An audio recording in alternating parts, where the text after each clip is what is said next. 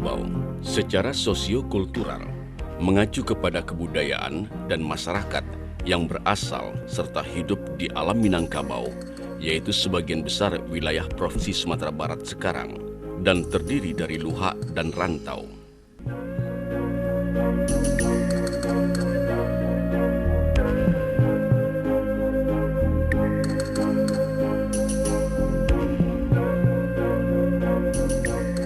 Luhak merupakan negeri asal yang terdiri dari 3 kawasan, yaitu Luhak Tanah Datar, Luhak Agam, dan Luhak 50 Koto.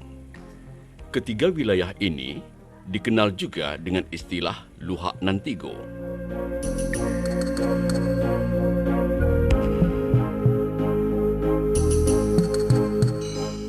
Istilah rantau mengacu ke daerah perluasan Luhak Nantigo yang mencakup rantau hilir di sekitar Selat Malaka, rantau pesisir di pantai barat Sumatera, serta rantau darat yaitu wilayah sekitar Pasaman.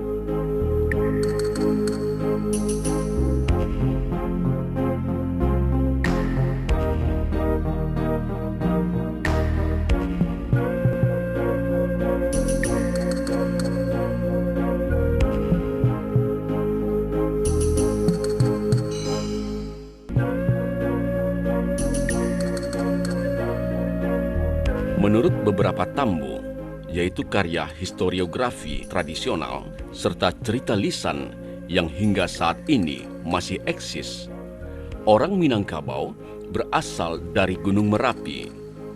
Di dalam pantun dikatakan, di mano titiak palito, di baliak telong nan batali, dari mano asaninya kito, dari lereng Gunung Merapi.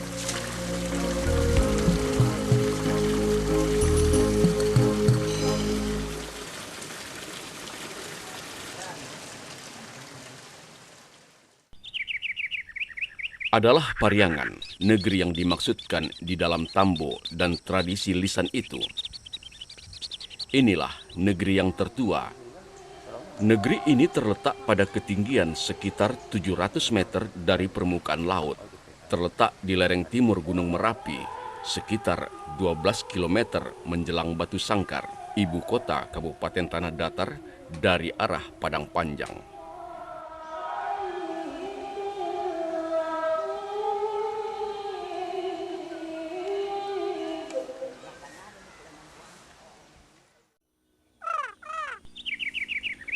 Untuk meyakinkan orang bahwa inilah negeri yang tertua, sebagaimana disebut di dalam tambo, di sini terdapat sebuah kuburan panjang yang dipercayai sebagai makam Datuk Tan Tejo Gurhano, tokoh utama, arsitek pertama perancang rumah gadang. Batu batikam di sekitar kuburan ini merupakan tanda tempat orang bermusyawarah. Di Pariangan juga terdapat batu Tigo Luhak prasasti yang merupakan simbol Luhak Nantigo.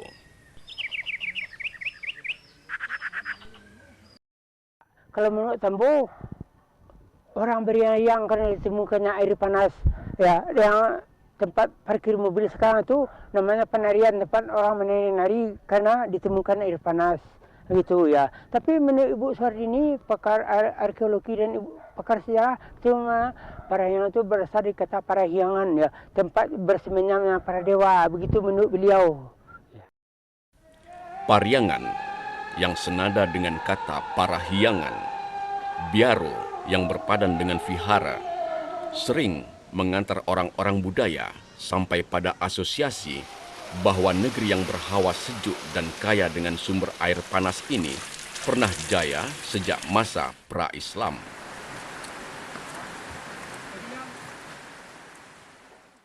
Bagi saya, Pariangan bukanlah sekedar negeri tertua, seperti yang banyak disebut di dalam cerita-cerita lisan yang berkembang dan juga tertulis di dalam beberapa tambo yang merupakan karya historiografi tradisional.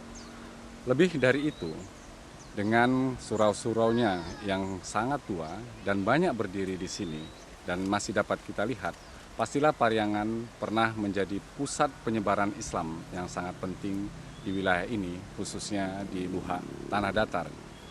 Dan melihat surau, kemudian meneliti kondisi-kondisi yang ada, pastilah di surau-surau ini masih bisa ditemukan manuskrip-manuskrip kuno yang ditulis atau disalin oleh para ahli yang boleh disebut sebagai warisan para sufi yang sangatlah berharga.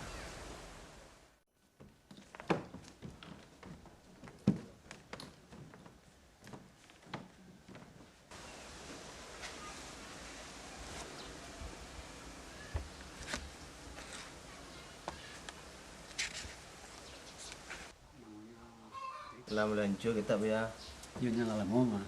Lama ya. Iya. Jadi kitab ana mo tadi? Darut Tauhid. Darut Tauhid. Labarau mo ya. Lebih kurang per 2 tahun. Cuma biar apa dulu ya. Tidak banyak yang menyadari bahwa Pariangan sebenarnya merupakan salah satu negeri yang pernah sangat penting dalam penyebaran Islam di Minangkabau. Padahal Tambo yang ditulis dengan aksara Arab Melayu yang hidup di sini pun merupakan salah satu bukti kuatnya pengaruh Islam.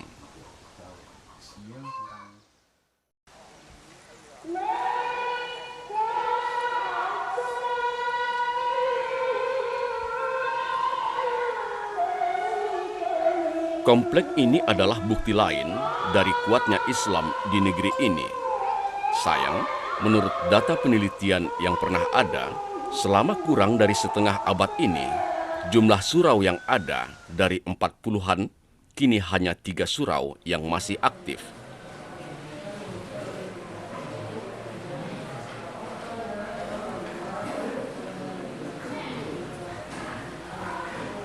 Sayang memang, padahal tidak banyak negeri di Minangkabau yang surau-suraunya dibangun dalam satu komplek mengelilingi masjid sebagai pusat pemersatu. Lebih sayang lagi, surau-surau ini tampaknya menggambarkan adanya harmonisasi beberapa mazhab Islam di sini. Setidaknya, Satari dan Naksabandi hidup berdampingan di sini. Dan ini tampak jelas sudah ada sejak ratusan tahun yang lalu.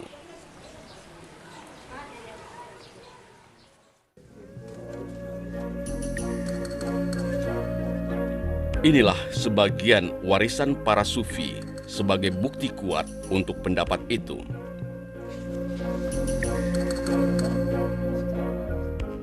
Inilah naskah-naskah kuno yang masih ada, yang masih dapat memberikan banyak informasi.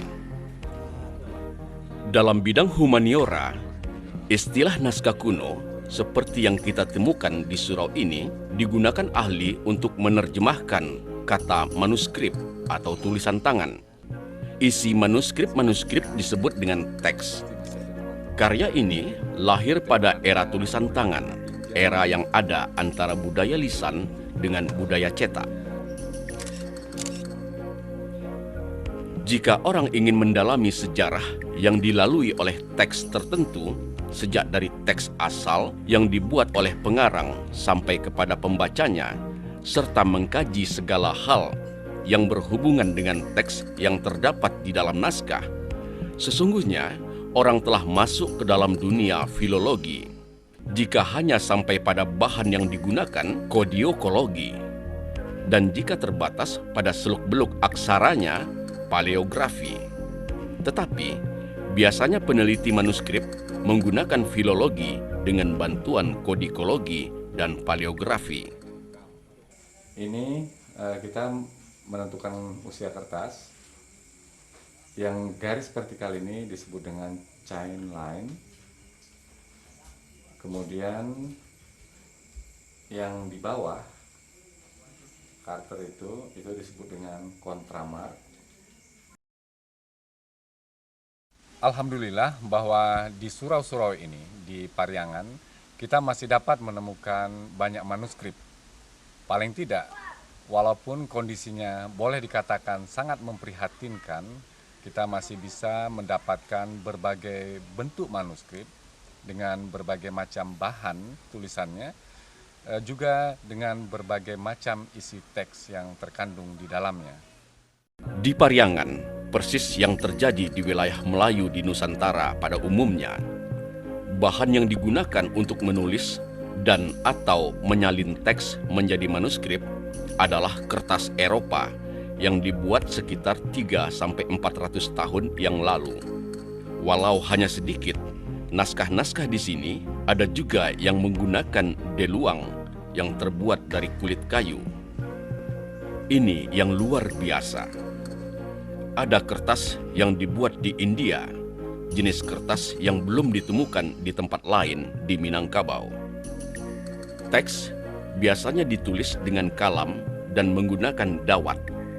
Aksara dan bahasa yang digunakan aksara Arab, Arab Melayu, atau Perso-Arabik. Dan ada juga yang lebih kemudian di negeri ini aksara Latin. Banyak teks yang dapat kita peroleh di sini. Ada yang berisi teks Al-Quran, tafsir, kitab tauhid, fikih, teks-teks berkenaan dengan ajaran Islam, doa, tambo, kitab undang-undang, tata bahasa Arab, kitab perobatan, serta berbagai persoalan lain. Ini semua, sekali lagi, diwariskan oleh para ulama yang sudah sejak ratusan tahun yang lalu mengembangkan Islam di negeri ini.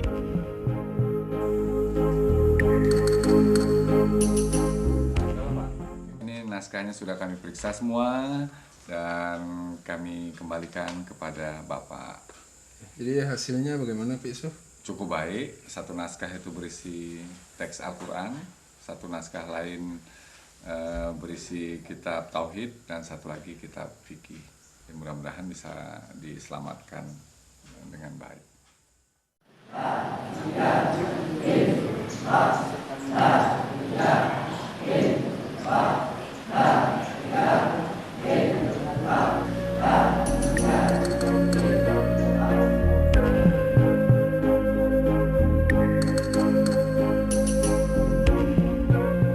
Mencari nilai-nilai luhur, mencari kearifan lokal, tampaknya bisa dilakukan tanpa menunggu bantuan orang asing. Dan yang lebih penting lagi, tidak terbatas pada wacana.